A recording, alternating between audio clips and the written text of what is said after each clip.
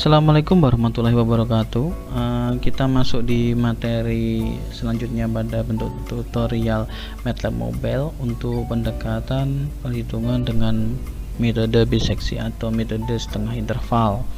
Nah, baik, langsung aja kita buka ya bentuk dari metode biseksi ini. Nah, ini akan tampil bentuk metode biseksi ini. Ini saya dapat dari MathWorks, dari lamannya MATLAB Mobile. Itu sudah banyak sekali pengembang-pengembang penggunaan dalam MATLAB Mobile atau MVL-nya sendiri sudah banyak dikembangkan. Nah, pengembang aslinya di sini saya mengadaptasi atau mengambil hasil dari MVL-nya, yaitu miliknya Amir Alauddin. Kemudian tanggal dari rilisnya MVL-nya dia adalah 17 September 2013. Dan ini saya adopsi ulang lagi, kemudian menjadi edit MVL yang baru, tapi versinya Amir pada tanggal 27 Maret 2018. Adapun bentuknya di sini saya tidak merubah algoritmanya, tapi di sini saya sudah melakukan eksekusi MVL dan hasilnya cukup akurat. Jadi hasil dari miliknya Amir Alauddin ini sangat lengkap ya, sangat sesuai dengan pembelajaran dari metode numerik. Nah, function rootnya itu saya ambil dari metode biseksi. Root ini terlebih dahulu kita buat, ini hasil dari MVL-nya, ini dia MVL-nya. Kemudian dari hasil MVL-nya kita akan melakukan terlebih dahulu bentuk sintaknya. Jadi MVL-nya milik dari Amir Alauddin ini bisa kita laksanakan atau bisa kita eksekusi kalau rootnya sudah dibuat dulu. Jadi MVL-nya sudah dibuat dan disimpan dalam bentuk metode biseksi.m. Nah, ketika ini sudah dilakukan, maka terlebih dahulu kita harus membuat fungsi persamaannya, yaitu f sama dengan inline. Harus pakai inline karena kita akan membentuk dalam bentuk suatu persamaan nonlinear. Kemudian nilai dari x plus exp buka kurung x, ini adalah fungsi yang kita contohkan dalam nilainya x. Nah, intervalnya di antara a dan b ini akan kita masukkan ke dalam bentuk fungsinya. Jadi ada fungsi di sini akan kita masukkan dalam bentuk rootnya. Nah, sehingga nilai tersebut bisa dilakukan bentuk eksekusinya.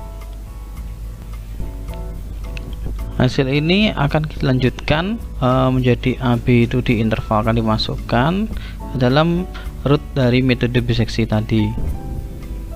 Jadi kalau dimasukkan contohnya seperti ini ya, kan fungsi f nya sudah ada, f tadi inline ini sudah kita inputkan, kemudian koma intervalnya a dan b, berarti negatif 1 sampai 0.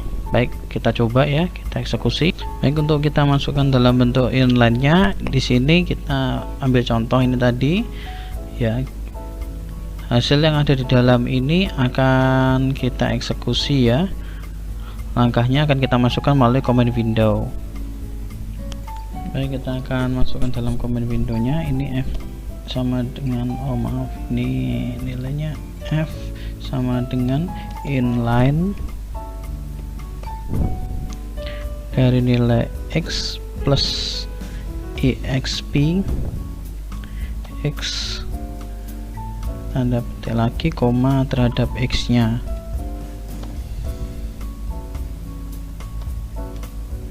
Oke, tutup kurung. Ini kita enter, nanti akan muncul inline function seperti ini. Kalau ini sudah, maka kita bisa panggil bentuk dari metode biseksinya.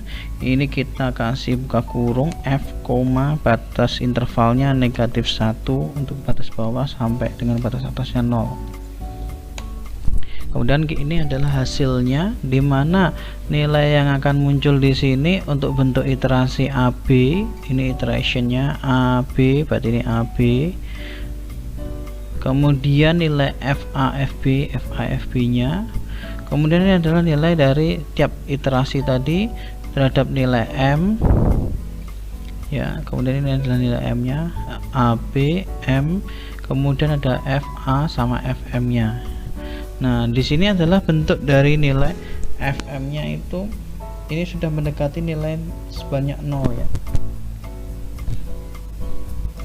Itu yang kita baca di sini adalah nilai dari masing-masing A dan B, ini adalah nilai intervalnya.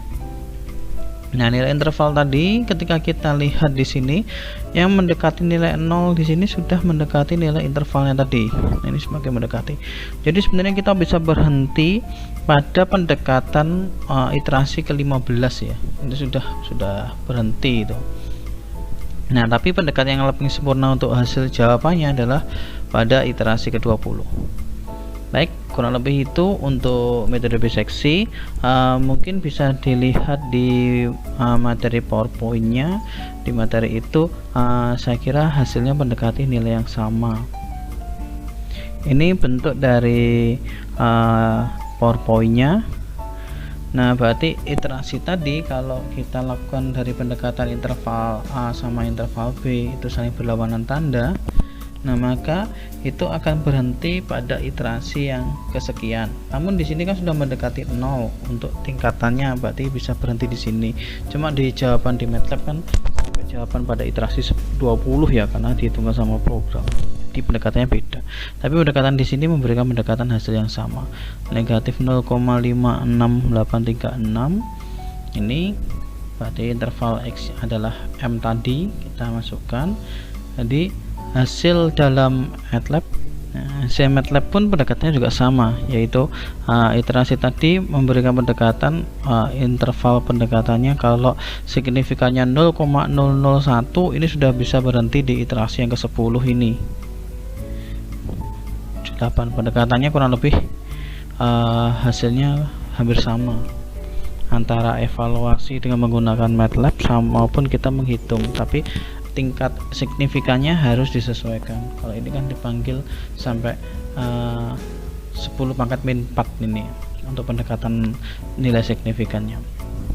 Baik, kurang lebihnya itu yang bisa saya sajikan dalam metode setengah interval atau metode biseksi. Apabila ada kekurangannya saya mohon maaf. Saya akhiri. Assalamualaikum warahmatullahi wabarakatuh.